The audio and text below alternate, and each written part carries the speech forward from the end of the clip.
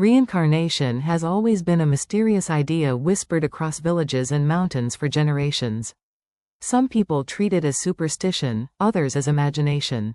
But there are also those who speak of it with a calm certainty, as if they have walked through life and death more than once. One of them was a woman from Guangxi, China, named Huang Xiuying, born in 1921. She claimed that the life she was living was already her fourth, and that she remembered every detail of the 3 lives before this one. Her memories were not vague impressions or dreams. They were vivid, specific, and filled with details that no ordinary person could invent. And what made her story even more astonishing was that 2 of those lives were not human. According to Huang, her first life began not as a person, but as a grasshopper in the mountains near Baozhang village. She remembered the world from the perspective of a tiny creature, the towering blades of grass that looked like trees, the warmth of sunlight on her wings, the constant search for food, and the instinctive joy of leaping through the fields. She remembered the coolness of morning dew on her legs, the vibration of the earth when larger animals passed by, and the way the wind carried scents she could not name but somehow understood. She remembered hiding beneath leaves during sudden rain, the trembling fear when birds circled overhead, and the strange sense of safety when the sun dipped behind the mountains. That life was simple, instinctive, and free. But it was also fragile. One foggy morning, as villagers climbed the mountain for work, she leapt out of the grass and landed on the path. A single step ended her existence. She remembered the sudden darkness, the crushing weight, and then a drifting sensation, as if her awareness was being pulled away from the broken shell of her tiny body. There was no fear, no pain, only movement, like being carried by a current she could not resist. Her consciousness did not disappear.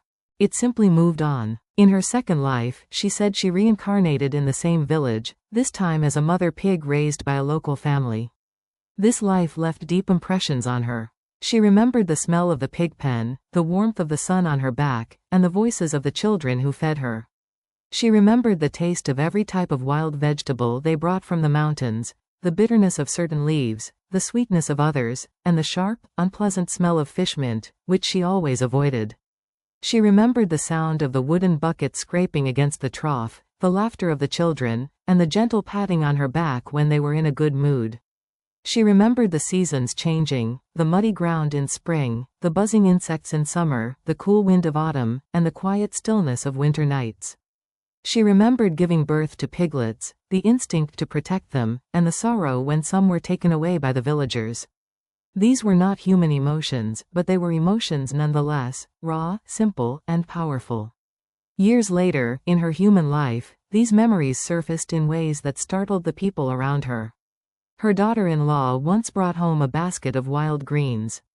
Huang glanced at it, reached in, and picked out all the fish mint leaves. She told her calmly, "Pigs don't like this. Don't pick it again." Her daughter-in-law was stunned. This wasn't common knowledge. It wasn't something a farmer would casually know. It was the kind of instinct that comes from living as the animal itself.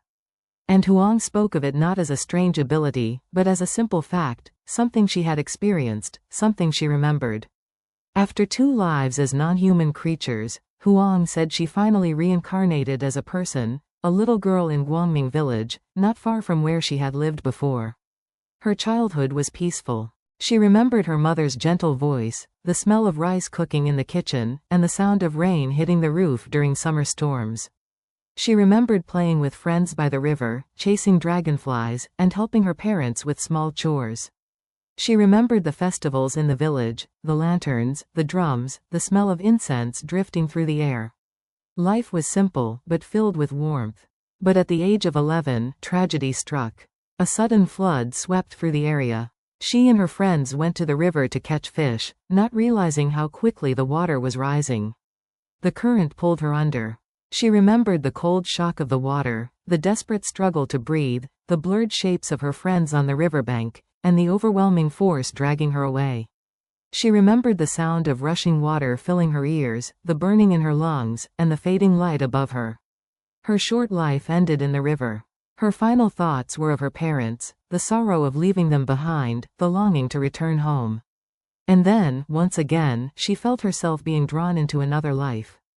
In 1921, she was reborn as Huang Xiuying, a girl in a nearby village. From a very young age, she carried memories that no child should have. At 4 years old, she begged her parents to take her to find her other parents. They dismissed it as childish nonsense. But the memories did not fade. She remembered the layout of the house from her previous life, the faces of her parents, the path to the river, and even the sound of the wooden door when it opened. When she was 9, she met a woman by the river and instantly recognized her. She was the mother from her third life. Huang ran to her, calling her mother, and told her things only a mother and daughter could have known, details of their home, their conversations, the way she used to braid her daughter's hair, the lullaby she sang on stormy nights. The woman broke down in tears. She believed her. Their reunion, across life and death, became one of the most powerful confirmations of her memories. As an adult, Huang's life was filled with hardship. She married in her village, but her first husband fell into gambling.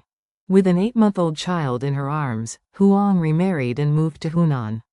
The region already had stories of reborn people, so locals were not surprised by her memories. Huang never hid her past. She spoke openly about her 4 lives, and many villagers believed her. She later said that her second husband had also reincarnated as a man in another village, but she chose not to visit him. She didn't want to disturb the man's new life. Some bonds, she felt, should remain in the past. Throughout her life, Huang described death not as an ending, but as a transition, a doorway from one existence to the next. From a fragile grasshopper, to a mother pig, to a young girl taken by a flood, to a woman carrying memories across lifetimes, her story challenges everything we think we know about life and the soul. She had no formal education, no reason to invent such tales, and no desire for attention. She simply spoke of what she remembered, memories so detailed, so consistent, and so intertwined with real people and real places that those around her could not easily dismiss them.